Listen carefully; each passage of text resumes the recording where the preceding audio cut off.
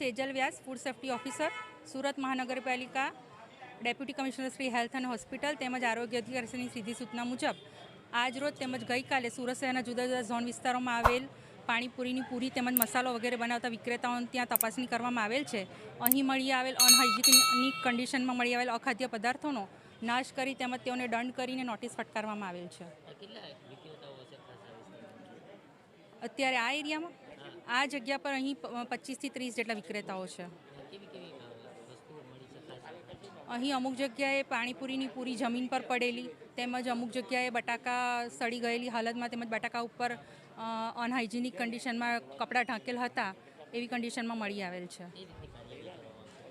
અત્યારે જે આવા અખાદ્ય પદાર્થો મળેલ છે તેનો બધાનો નાશ કરવામાં આવેલ છે. નોટિસ પણ આપવામાં આવેલ છે અને તેમને દંડની પણ કાર્યવાહી કરેલ છે.